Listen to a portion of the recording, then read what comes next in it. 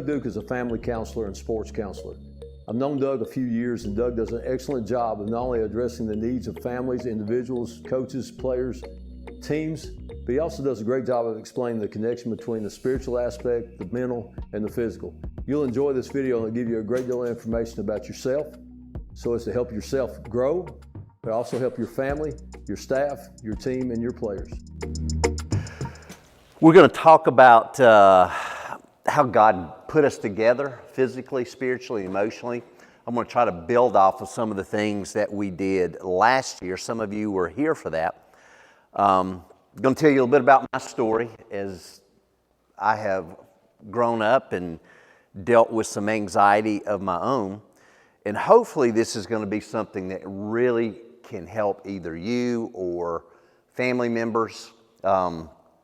The amount of anxiety and depression that I see in my practice is unprecedented. I have never in my life, I've been in practice for 30 years, for a long time, I have never seen the amount of anxiety and depression that's coming in from elementary school age kids to people in their 70s and 80s.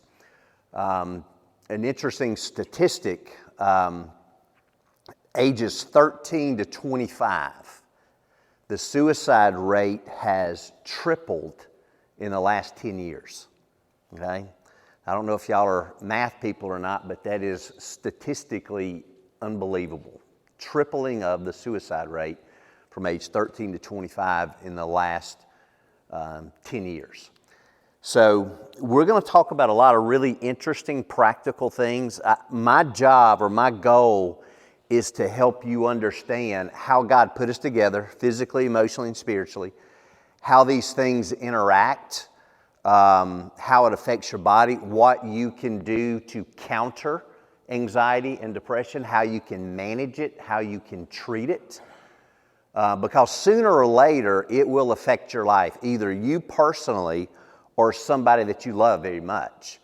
And it's very difficult sometimes to understand what is going on. Why am I feeling the way that I am? Why is my child acting the way that he or she is?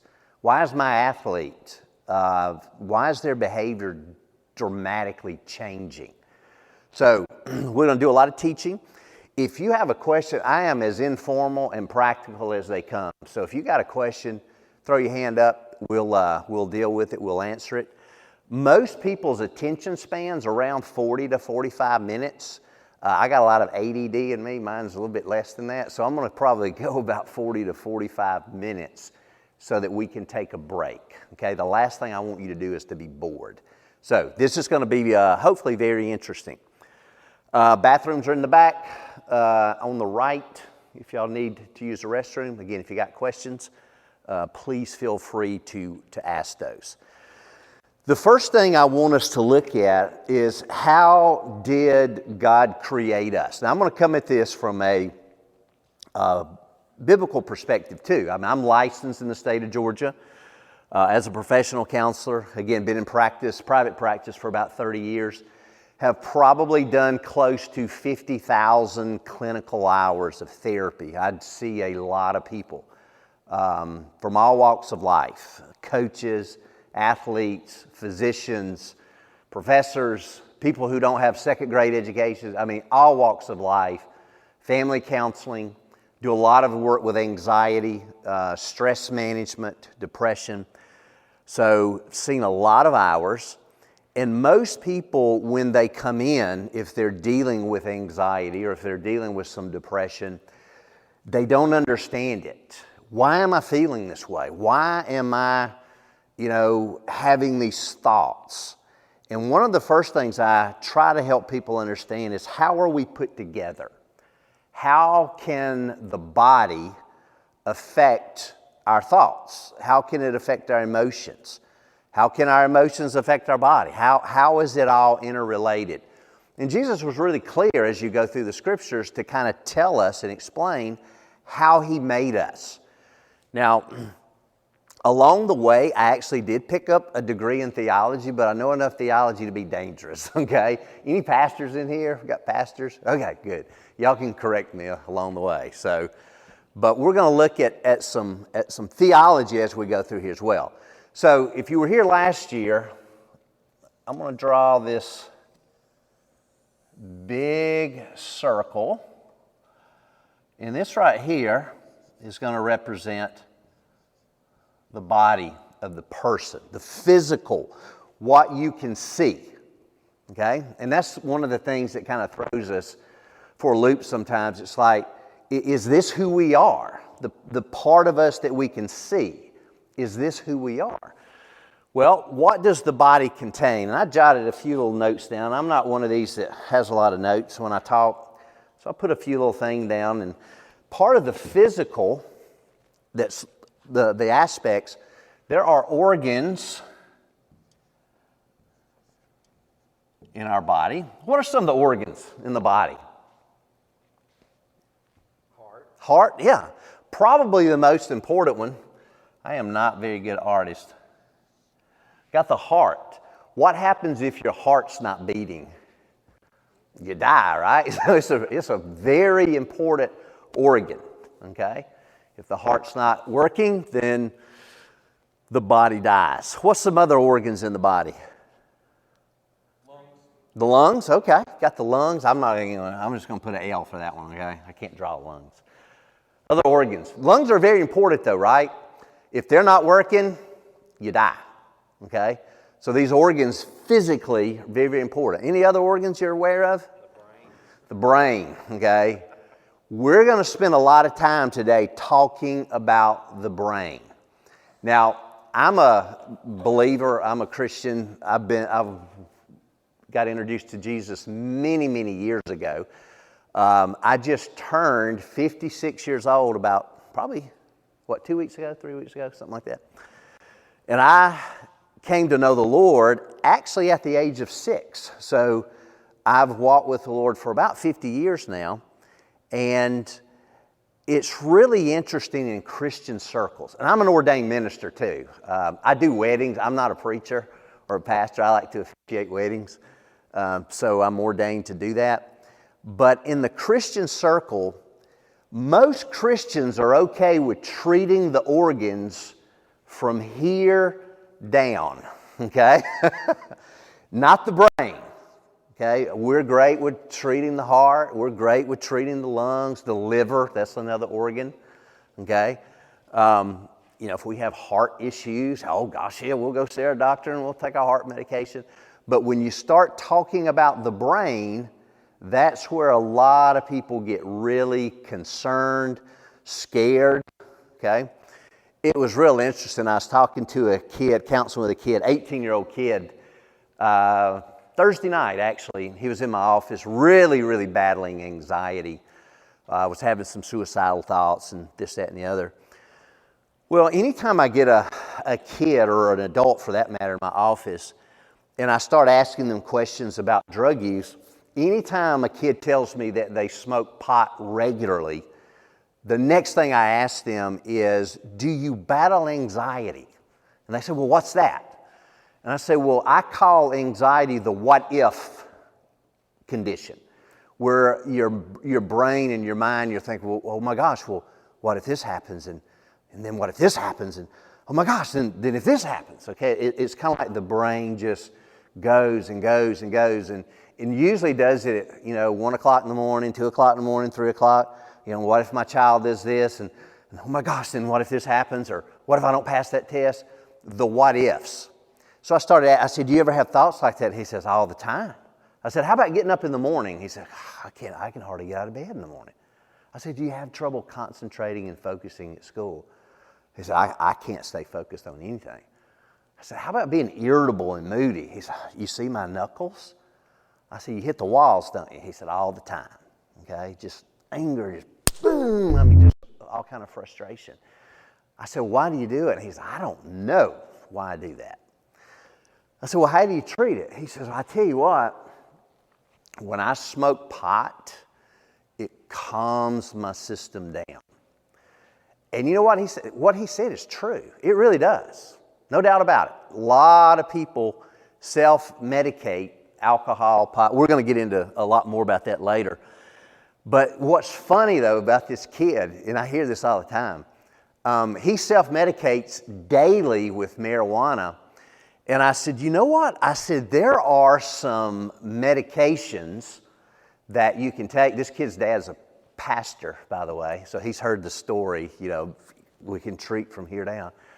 I said, there's some medications that, I know about that aren't addictive, and they'll really help with that anxiety. He's, I don't want to take anything in my body that affects my brain, okay? I said, dude, what do you think that pot's doing? Okay, it's changing your brain chemistry around. It's relaxing you. But we don't know that. Most people aren't taught how God created the brain and how it works. So we're going to look at that today, okay? So we've got the body, which contains the organs.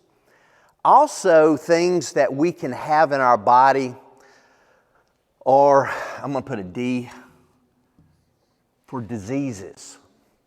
Have you ever noticed that as you get older, that the body's actually breaking down? Okay, I see some college kids. Some college athletes in here. I was a 400-meter sprinter in college. It paid my way through college years ago. That's a hard way to pay your way through college, running a 400. But I can remember when I could run around a track in about 46 seconds, okay? Really, really fast around a track. I probably couldn't get around a track in a minute and 46 seconds now because the body just changes, okay? It begins to break down. Any of y'all old ex-football players? I about died all night last night. My shoulders hurt so bad. My neck. Looking around, we all played in the generations where they taught you to target. That's what you did. You lowered your head and you launched. My 5 and 6 vertebrae are just like stacked on top of each other. So the body is wearing down. It is diseasing. What are some diseases that affect the body?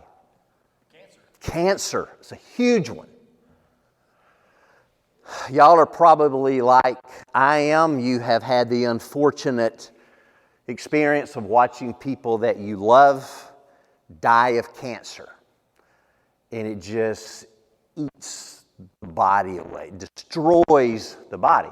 Now, what did Jesus call the body? Temple, right? This is the temple, and we're going to draw that up here in just a second. But cancer is one of those diseases that destroys our body.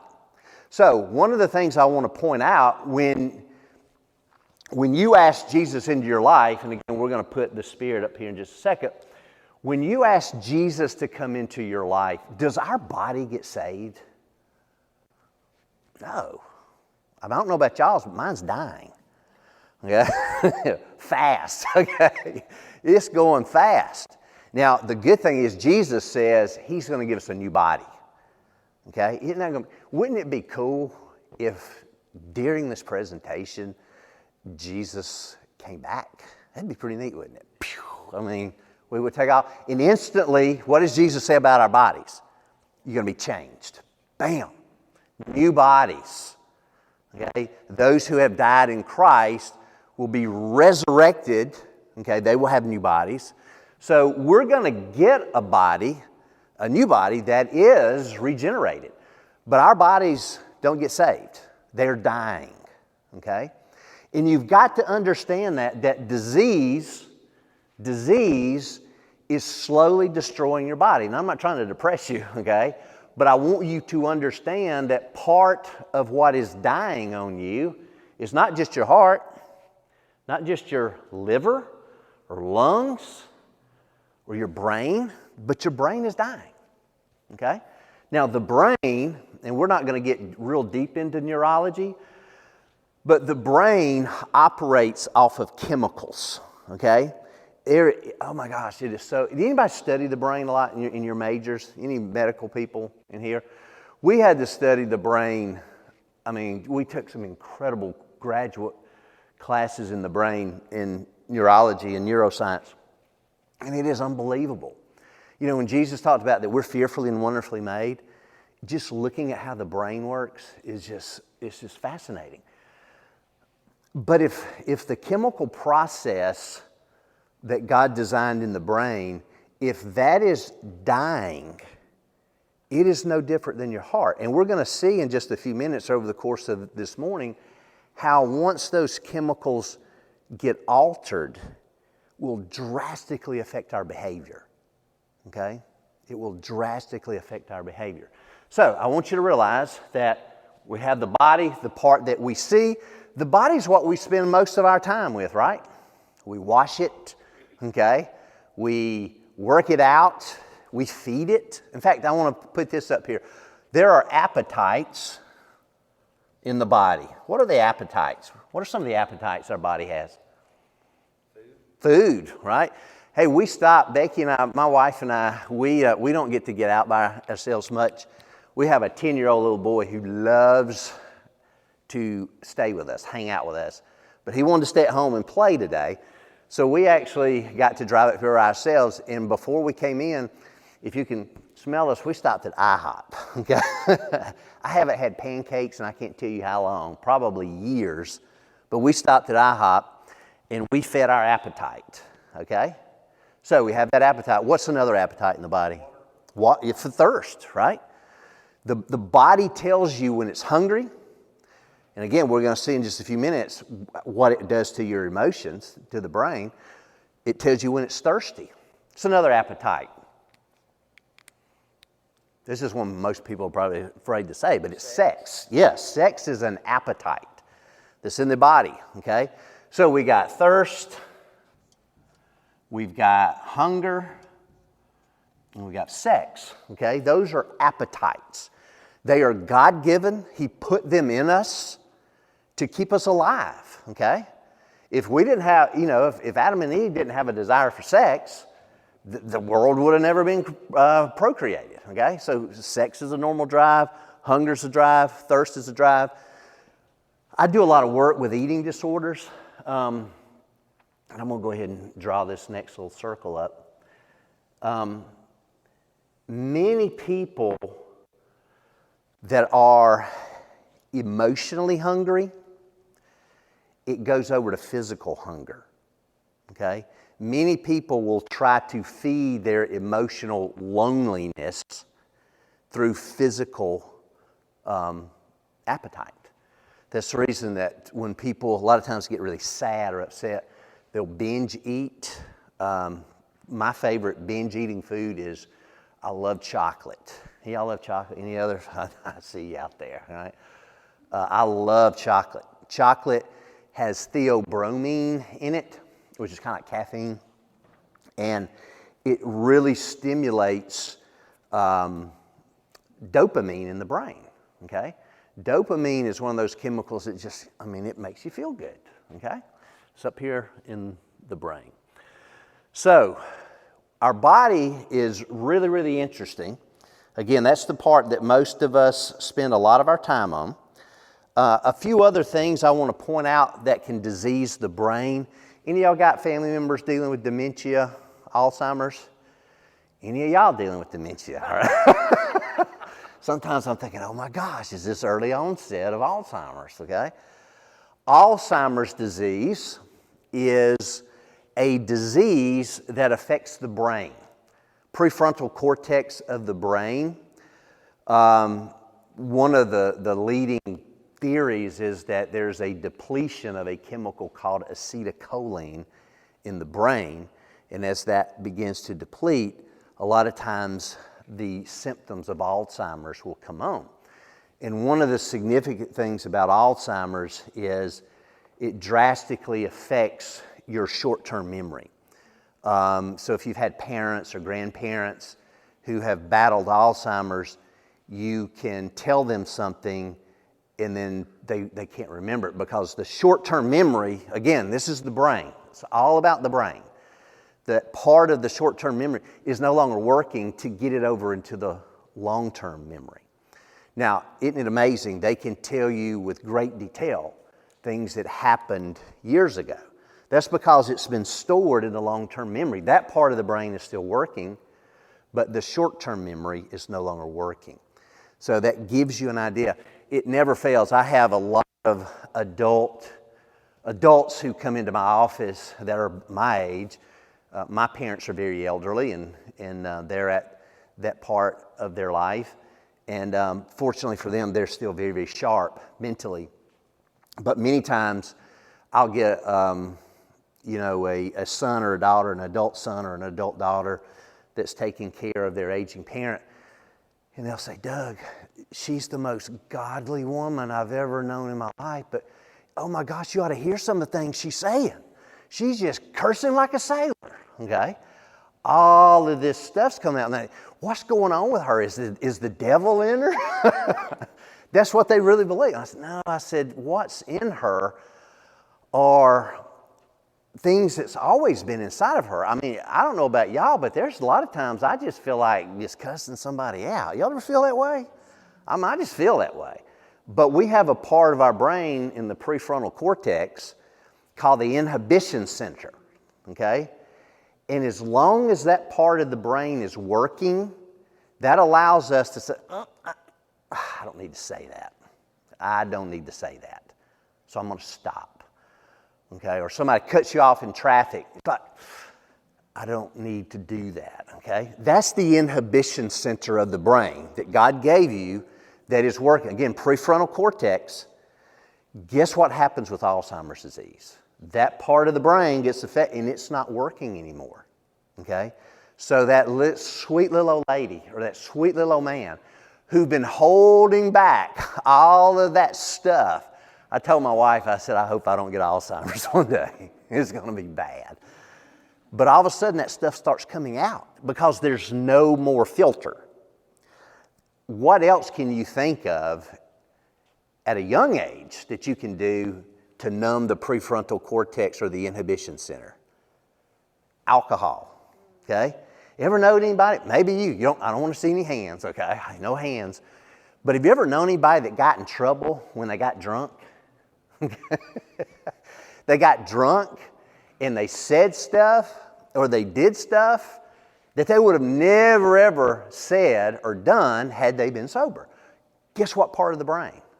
Prefrontal cortex, okay? Inhibition center. So if you numb that part of the brain, through alcohol or other drugs, or if you get Alzheimer's and that part of the brain's not working, or something else that can do it. How many of you had athletes that had TBIs, traumatic brain injuries?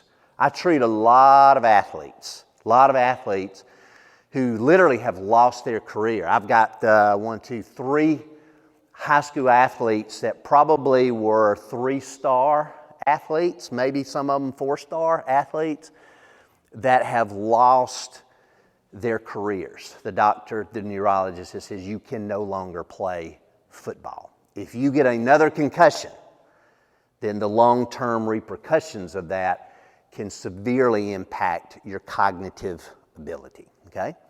And they have had to give up something that was really, literally their identity. And we're helping them through that grieving process of losing something that was so valuable. But traumatic brain injuries. My brother went through a car accident at age 16, stayed in a coma for over 30 days. Left parietal part of the brain here. For y'all that know about the brain, he had to learn how to talk again. He had to learn how to walk again. He had to learn the names of what a chair was. He would look at this chair and call it a lawnmower, okay? It was all jumbled and mixed up because of the lick that he took. It also made him very aggressive. There's a part of the brain called the amygdala, okay? The amygdala. That is the emotionality center of the brain. If you ever get an injury in that part of the brain, whether through sports or a car accident or any type of traumatic brain injury, it can greatly alter your ability to control your temper, okay? So many people who have traumatic brain injuries or who have abused drugs or alcohol over long periods of time, they're doing damage to their brain. The brain is so meticulous. You have got to protect it. You have got to guard it. Because when you start messing with it, hurting it, abusing it, it will dramatically affect your behavior. Okay? I'm going to stop here for a second. Any questions as we're going through this? Again, as I'm starting to say this, you're probably starting to think of people in your mind, oh my gosh, that's why they do that. Maybe that's why I do what I do. Okay? Yes.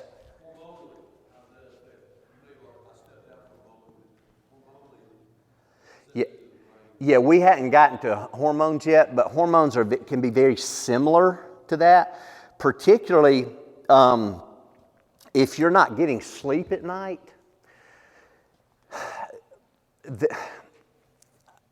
Part of my story, when I hit my late 20s and early 30s, is when anxiety really started manifesting itself in me, and it affected my sleep cycles. Anxiety will affect your sleep patterns, and depression will affect your sleep patterns.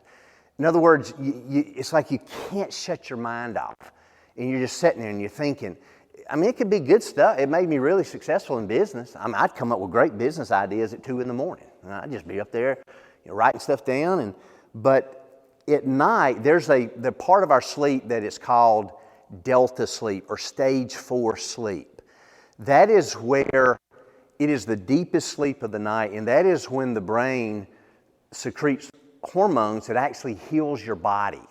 Okay, these hormones are so important for allowing the body to heal. Well, if you get in a state of chronic insomnia where you're not sleeping, or you're just getting just a little bit of sleep but not getting in that, it will severely begin to affect your health. You ever heard of chronic fatigue syndrome? Fibromyalgia? Some of those things. I mean, that is where your body literally is not healing. And for you athletes out there, and even us old ex-athletes who still get in the gym and kind of, abuse our bodies, you got to heal, okay? Healing is so important in athletics. Whether you're working out, training, you train hard to do what? To tear your body down. The healing and the eating correctly is the most important part of building your body. But if you're not getting those hormones released in the body, then it's going to be counterproductive. So, hormones play a really big part, and that's the reason when a person comes in to see me for counseling, and they're, having anxiety, they're having depression, one of the first things we're going to do, we're either going to rule in or rule out a medical issue, okay? I can't counsel out a medical problem, okay? If somebody, and again, we're going to get a little deeper in this as we go through it, but if someone's got a medical issue going on with the brain, you can't counsel that out. That is a medical issue. That'd be like me trying to counsel out a heart attack. I know you just need, relaxing may help a little bit, but we need to get you to the emergency room. Okay, so good question. So here's the physical. Okay, here's the physical. Now the next part, the body. We're going to look at the soul of a person. Now, most of us who grew up in church, especially who grew up with the King James Version of the Bible, I always thought the soul of a person was what got saved. Save your soul, okay? I heard that. I heard some great preachers when I was growing up. But what we're going to look at is a little bit different. We're going to look at the spirit down here in just a minute. But the soul, for our definition, is going to involve the emotions, our intellect. That's what we think with, okay? Our emotions are what we feel with, okay? How did you feel this morning when your alarm clock went off? Mine went off really early, and I work probably 6, sometimes 7 days a week. And there's mornings I just don't want to hear my alarm clock. And it went off this morning really early for me to drive up here. And I can remember my feelings were, oh my gosh. And I feel like I just went to sleep. It's like is something messed up with the phone. Shoulders were hurting. Laid on the shoulder. Oh, I don't know. I think it's a rotator cuff or something. I just ate. My emotions were, don't get up. Don't get up.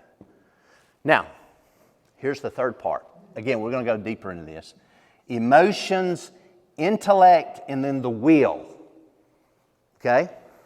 Really important to understand what's the soul of a person. What is your soul?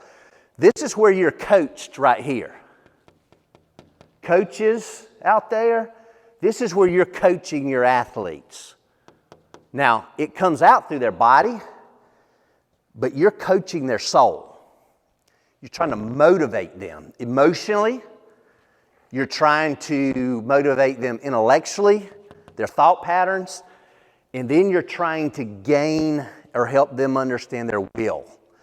The will, my will this morning said, you know what, Doug, you got to drive to Rome, okay? You got a 2.5-hour drive.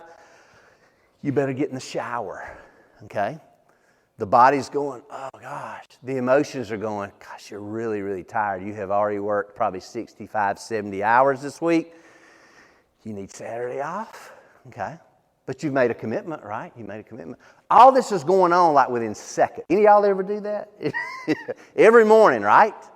Now, where's this going to win out? The will, as we're going to look at in just a little bit, is a very important part. You coaches and athletes know a lot about the will.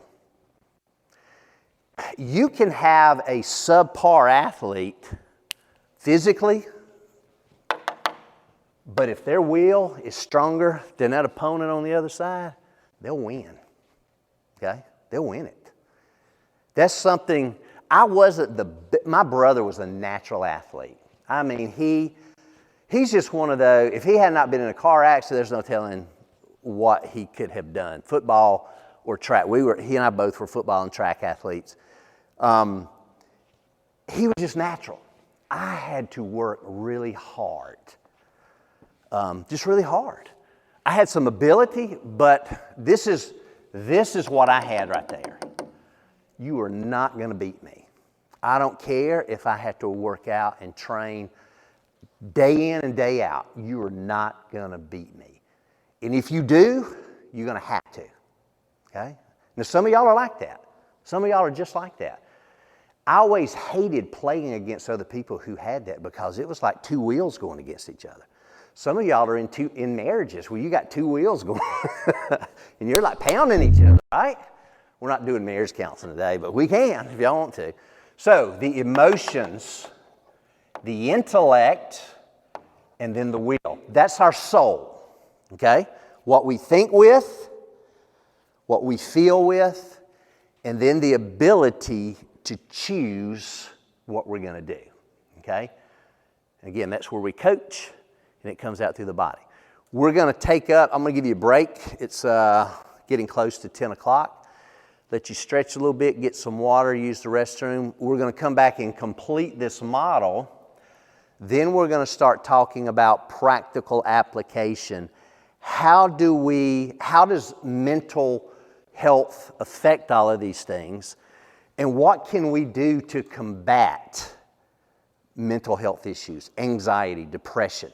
In us or in our children or in the people that we love, how can we combat that? So we would like to thank you for watching the video. Mental health is a big, big part of our lives. It's in every life, every day.